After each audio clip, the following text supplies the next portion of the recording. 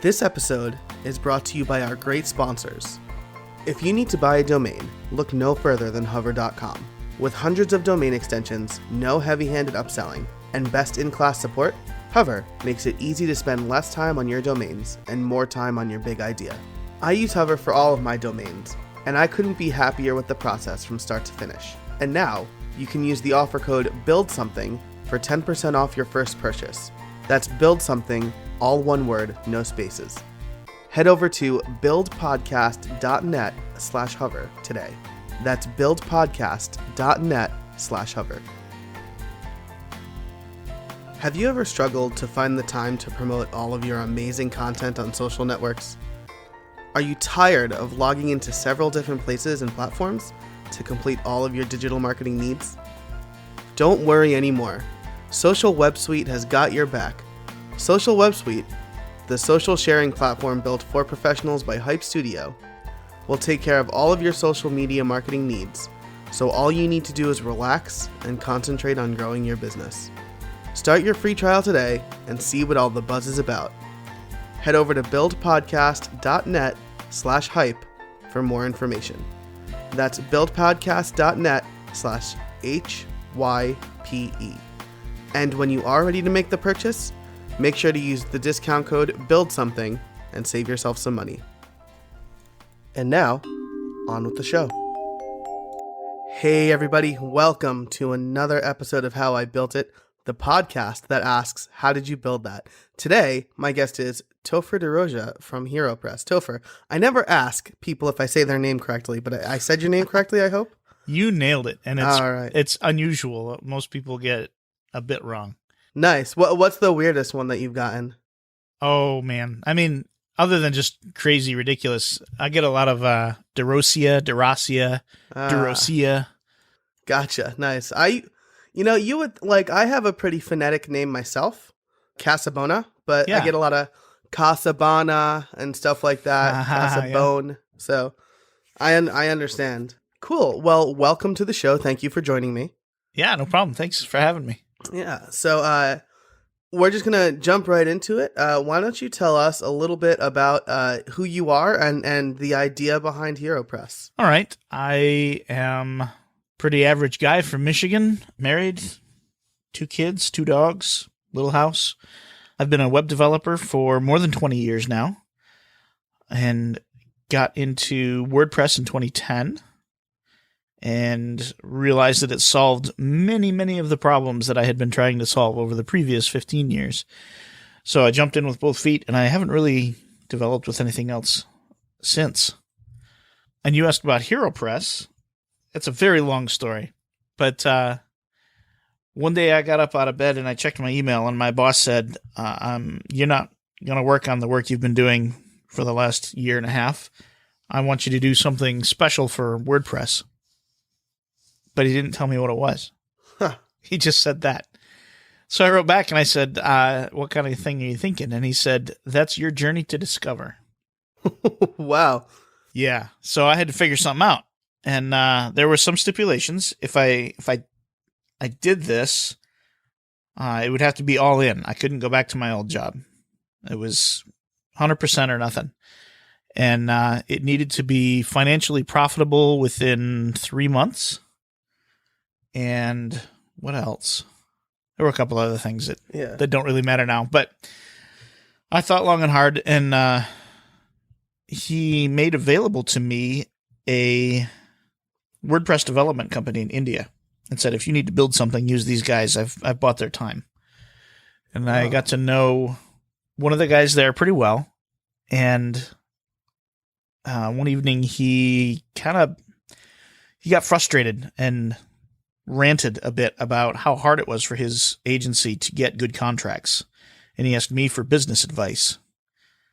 And I am not awesome at business, and I'm not from India, so I don't know about business in India. So I thought I would try and find somebody in India who has succeeded where he was failing. And that got me connected with the organizers from WordCamp Pune. And they had great advice for him. And I thought, hey, this is awesome. I need to connect people who, one person has a need and the other one has a solution. So I was going to do videos like TED or TEDx. Mm-hmm. And we did a Kickstarter. We were looking for 60,000 Australian dollars, which is about 40 US. And what we were more than money, we were looking for validation. Mm-hmm. So we wanted 60,000 $1 donations. Right. So you kind of want to know that a lot of people would be into this. Right. Exactly. Yeah. And what actually happened is about 4 organizations gave about 5,000 each. So I ended up with just over 20. Okay. And that was the end of it. And that was the end of HeroPress. And I got a flood of email from people saying, please don't let this die. This is such a great idea. You got to do something. Mm-hmm. So I was thinking, what can I do? And it occurred to me that if I switched to text, then it would be far more consumable by people with low bandwidth, which was kind of my target audience. It would be infinitely cheaper than sending a videographer to people's houses around the world. And I could just do it. So I asked permission from Dave, the guy that actually owns HeroPress. And I said, can I do this? And he didn't write back. He was off on a business trip doing something. So I just did it. And a couple months later, he wrote to me and said, hey, I like what you're doing there. Keep it up. Which was a nice relief. Yeah. But so I published the first one and thought, oh, no, I need to do another one. So I rushed around finding somebody for the next week. And for like the first 5 or 6, I did that. Every week, I was like, oh, no, I got to get another person.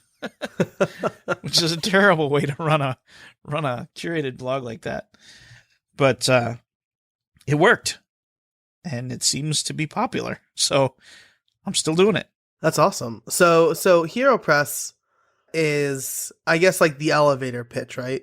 It's for people in the WordPress community that, how would you put it? I have the short version up, right? And it says people who feel marginalized as a result of culture, language, gender. Yeah. I wanted input from people different from me.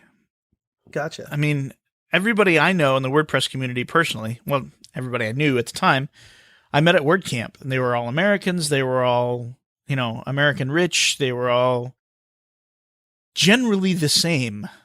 Mm-hmm. They live in a city or the country. I mean, I know the country, but it's American. And it's even similar in Europe and Australia and things like that. I mean, the lifestyle is very similar. I wanted something really different. I wanted to hear from people everywhere. Back in the 70s, there was a TV show called Big Blue Marble, and it was for kids, and every week they showcased a culture. And it was about the kids. It said, what do kids eat there? What do kids play there? What's it like for school there? And then at the end, there was a pitch for pen pals. And you could write to this place and sign up, and they would hook you up with a kid somewhere else in the world. And there are people to this day that write to their pen pals that they got from Big Blue Marble. And I sort of wanted it to be like that. I just want to talk to people and say, what's it like where you live? How do you do business? How do you get paid? Do you get paid? Is your currency such that you get 100,000 whatevers for an hour of work? That kind of thing. Yeah, that's awesome. I mean, it's people kind of like to live in their own bubble or echo chamber, and it seems like, much like Big Blue Marble, HeroPress is showing us what's outside of our bubble within the WordPress community. Yeah, it really is. Oh, that's fantastic. Yeah, and a lot of the people that I talked to felt like they're not part of the WordPress community. They can't go to WordCamps. Sometimes their English isn't awesome, so they don't feel comfortable on Slack and in forums and stuff like that. And they just don't feel connected at all. And I'm really hoping that this changes that, because it's kind of on us to reach out to them to say, you know what? You're cool. I don't care what your English is like. I don't care how far away you live. I want to have a conversation with you, and I will sit and take the time to listen to you because you have valuable stuff to say. Yeah, absolutely. That's fantastic. So now HeroPress is it's a blog. How long has it been going for? I think I published the first one in March of 20. Let's see, this is 16, so it would be 14. Okay, cool. So it's about almost 3 years old. Yeah. It was going to be video, and then you Yep. switched to To text. text based. Yeah. So aside from the Kickstarter, or maybe in conjunction with the Kickstarter, I would love to hear what kind of research you did for setting it up, kind of the steps you took after once you maybe once you got your bearings and realized I need to line up more than one guest per week, right? Yeah. So maybe we could talk a little bit about that. I did precious little research. That's why I laughed. I don't know that I could have done more at the time because I didn't know what to research. I mean, I know now. I look back, I say, oh, I should have looked at that. I should have looked at this other thing. Mm-hmm. But I didn't. I just threw it out there, throw it at the wall and see if it sticks. There was two parts to your question. So what was the other one?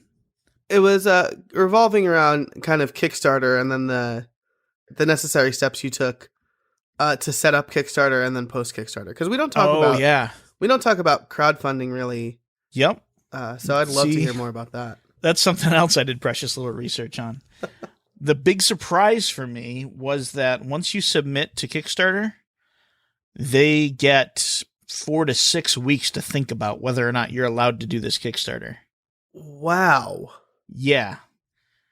So we were like, all right, the site's up. The site's ready. Let's go live. Submit to Kickstarter. We're live. No, we're not. We got 6 weeks. Oh my gosh. And that sucked because we were ready, and the clock was ticking. I mean, I had only so many months before it needed to be done. And Dave said, when do we pull the trigger? I mean, if we run out of startup cash before the Kickstarter even goes, what do we do? And so I pitched to him going to Pressnomics, and I was crossing my fingers that our Kickstarter would be live by the time I got there, and it went live the morning of the first day. Oh, wow. And it was perfect. So I want to back up a little bit because that's the great part of the story, but the research and stuff, we chose Kickstarter instead of GoFundMe because at the time it was just a little more famous. People were a little more comfortable with it. It's like why people use PayPal instead of Stripe. Right. Right. It's just everybody knows it. So that's why we picked Kickstarter. One of the drawbacks to Kickstarter, as opposed to GoFundMe, is that if you don't get your goal, you don't get anything. With GoFundMe, you get the money as it comes in. So every week you get a little check. Interesting. That's really interesting. Yeah. So even with Kickstarter, it was do or die. If we didn't get it, we got nothing. So that's why we chose Kickstarter. And then they have a really good process for getting set up. There's a step-by-step thing. They say you really need to have a video or nobody's going to give. Here's how you make a good video. And it's not just technologically. It's how to speak and all that stuff. Mm-hmm. They were really useful there. Then, so we got everything set up and we submitted, and I could have known if I had read every line of their documentation, I would have known that there was that time there, but I didn't. So you would think they would have that in like big block letters though. Like they're going through how to make a video. This is what you need. You would think like once you do all this, it's going to be like a month. Yeah. So we submitted, and then let's see, there was something cool that happened after. What was it? Oh, that's the other thing. You can't resubmit a Kickstarter. You can't run it a second time. Gotcha. So in Kickstarter's eyes, you fail, you're lost. Done. Yeah. Yep. You can do something else. Right. You can run another Kickstarter for another thing, but this thing failed. Move on. And it seems like probably the lead time, right? The 4 to 6 weeks is because they have a person manually review this. Oh, yeah. Yeah. Yep. Somebody's looking, and they want to make sure it's legit. That's not a scam and all that kind of stuff. And I remember what the other thing I was going to say. I emailed them and explained that I was under a tight deadline, mm-hmm. and they turned it around in 3 weeks. Oh, wow. So, for all I know, everybody was getting that, and 4 to 6 was covering their butt. Right. I don't know. There's no way to know. But I asked, and I got it in 3 weeks. That's awesome. Yeah. Wow, that's so awesome. So you said that in that short story that it going live the day of Pressnomics was an interesting part of the story. Yeah. The next question I usually ask is, like, do you or did you talk to anyone for business advice? And I mean, Pressnomics is like a business WordPress conference. So I would love to hear that story. I didn't at Pressnomics because the thing was there and it was ready to go. I was pitching it at that point. But I did go to, it was a WordCamp in Florida. It was not Miami. It was probably Orlando. And I hunted people down and looked them in the eye and asked them. This was before I knew what I was doing. This was before I knew, even before the video idea. We were talking about doing a code school or a job board or just all kinds of stuff. So I talked to Norcross. I talked to Kareem Maruki. I talked to Sam Seidler. And just anybody I could get a hold of and said, what does WordPress need? What could we do? What could be helpful? And I got some good answers that have not been acted on by anyone yet and could still be a viable thing. When we're not recording, we could talk about those things. Awesome. But that's really cool. Yeah. So and people were really helpful. I mean, everybody was like, "Oh, dude, that's awesome. You're in a great position. Here's some ideas." Nice. So you heard a bunch of ideas, and then you picked. So did you pick HeroPress based on what you were told at these conferences, or is this kind of like a brainchild of you and Dave? Was it? Yeah, Dave. Okay. It was mostly us. Okay. There were some ideas. Like I kind of came up with the idea after talking to Jeet in India about connecting people. That really resonated with Dave. Oh, you know what? And here's something else. A little bit of the story in the back. When we really started, like at the very beginning, the first day, Dave sent me a photo of a little kid getting a bath, a shower kind of, in an alley in India. It's a narrow little alley with a little runner of water down the middle and, houses lining on either side. And his mom was dumping water over his head. And he said, I want to help that kid. When that kid grows up, I want him to have a job in WordPress. I want things to be more available for that kid. So that's a little bit of where the whole connecting people on the fringe came from. Yeah, that's fantastic. I mean, this is such a great and unique idea. Now, it's primarily a blog, right? And you have different contributors. Yeah. So when we talk about, the title question, how did you build it? I know, pre going live, you mentioned a pretty interesting piece of code. So we could talk about that, and then I'd love to hear kind of how you built the community, if you have sponsors, if the site is making enough money to kind of be worth your time and the costs of running a site. So maybe we could start with the technical stuff and then move towards the business aspect of it. Yeah. Initially, like when we were doing the Kickstarter, we wanted just the bare bones MVP. And so I took underscores and gave it a white background, put our logo on it, and put a form on it that said, sign up for our, our super secret project and you'll learn more later. People signed up. They did that. And then when we went live, again, we still didn't know if we were going to go very far, so we didn't want to spend a lot of money.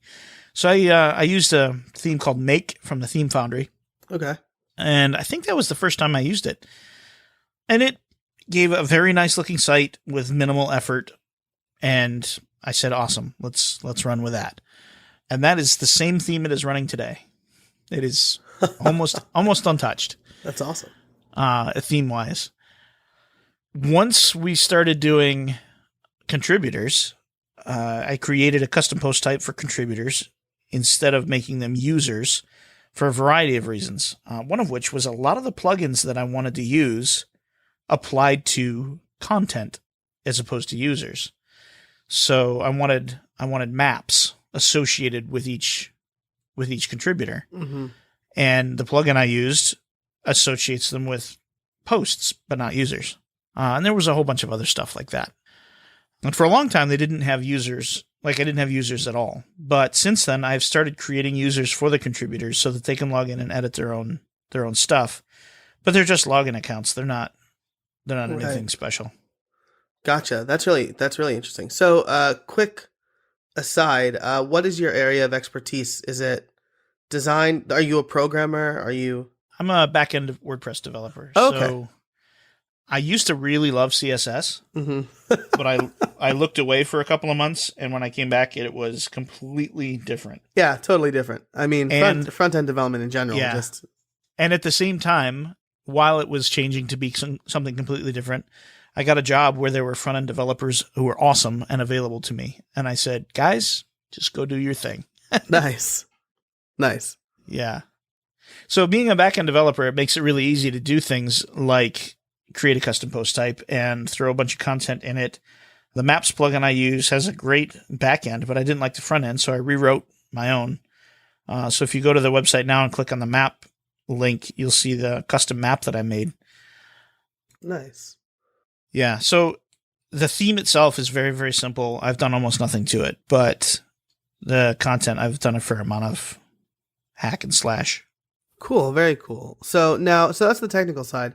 What about the business side of things? How did you how do you go about getting contributors? Do you reach out to them? Do they reach out to you?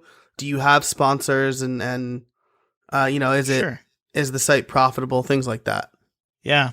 Let's talk about contributors first. Okay. I have a form on the site where people can sign up to be a contributor.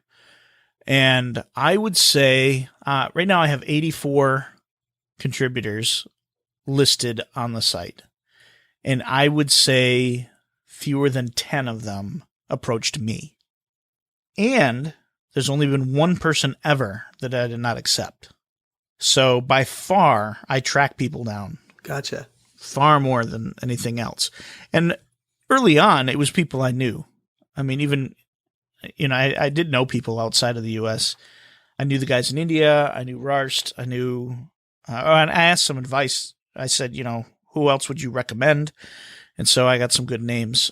And these days, it's very serendipitous. It's just, I see somebody who looks like they might be interesting. I say, hey, what's your story? And 20 minutes later, I know everything about them, and it's wonderful. Nice. And we go for it. I met a woman at WordCamp US whom I had met before, but I knew her name, and that was it. And I said, have you ever heard of her HeroPress? She said, nope. I gave her the little pitch, and she said, I might have a story for you.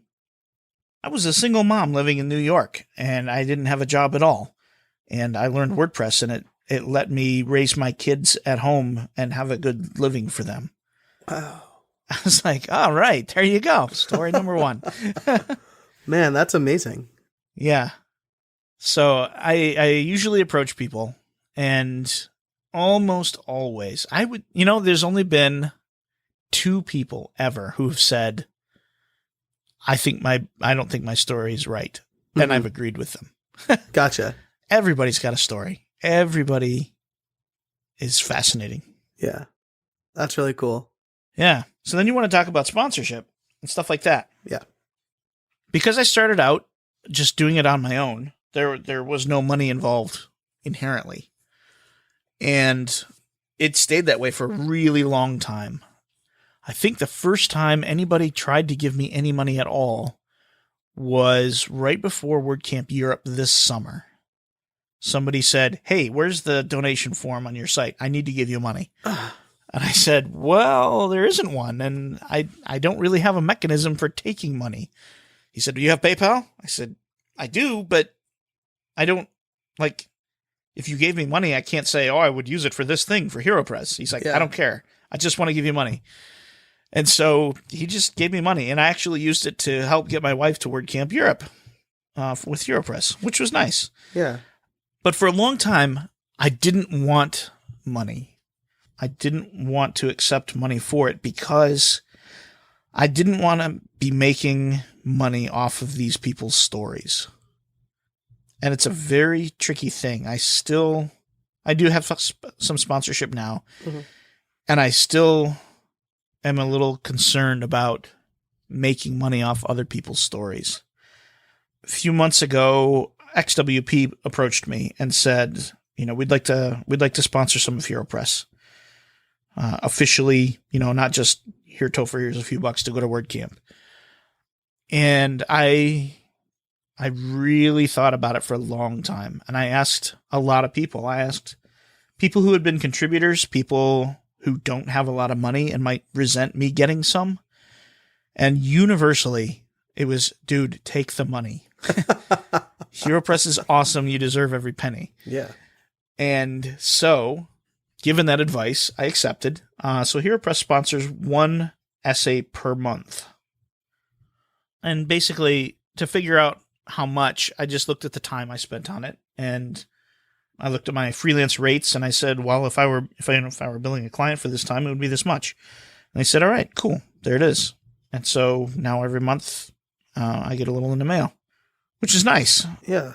It makes life a little more comfortable for my kids and stuff like that. It's not enough, certainly not enough to live on. It's not enough to seriously enable a large new thing of HeroPress. Mm-hmm.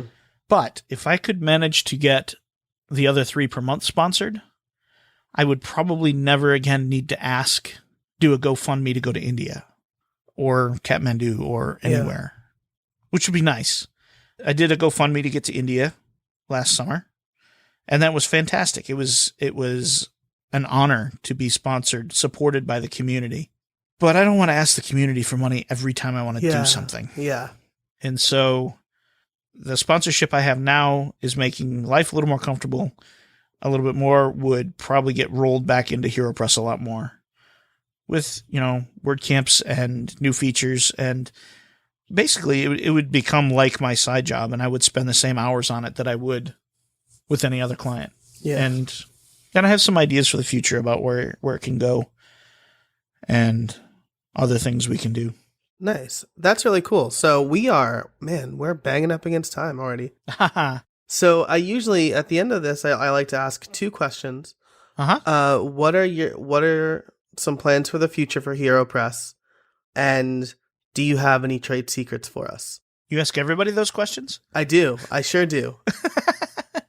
I love the trade secrets one because it always takes people by surprise, and they always do the same thing. Trade secrets. And then they give I already know. some great piece of advice. So, all right. Sure. Yeah, let's roll with that one then. Unless you have any really cool big plans for HeroPress. Sort of. I'm going to do a podcast. Nice. And it is going to be exactly this format. But I'm going to do it with people who fit the HeroPress template. People far away, people that eat food I've never had, and go places I've never been, and use money I can't pronounce. Yeah. That's amazing because, first of all, it fits HeroPress perfectly. But also, I've been reading a few think pieces about how there's lots of new podcasts in the WordPress space, but not lots of new guests on those podcasts. Yes. And I'm totally guilty of that. I'm trying to expand more outside of the WordPress community, but I'm going for the people I know, and Sure. So that's incredible. Let me know when it launches, and I'll be happy to awesome promote it. So I also need you to teach me how to do a podcast. Totally. I will be happy to do that as well. All right. So, wisdom. The reason HeroPress works at all, I believe, is that I'm willing to look somebody in the eye and convey to them that I think they are important and worthwhile, and just listen. And people open up and they will tell you their life's dreams, their goals, their troubles. They will tell you anything. And in my business, that's perfect. That's what I want. For HeroPress, that's perfect. But I mean, if you're a business owner talking to clients, give them respect and just listen. Say, tell me everything. Tell me your problems. What's your life's pain? Not just work, what are you struggling with right now? What can we help you beat? And they open right up, and the next day you're friends. And then friends do great things together. Wow. That is, well, there's nothing to add to that. So Topher, I'm gonna thank you for your time. Yeah. I'm going to thank everybody who's listening. And until next week, get out there and build something, and make sure to listen. Until next time.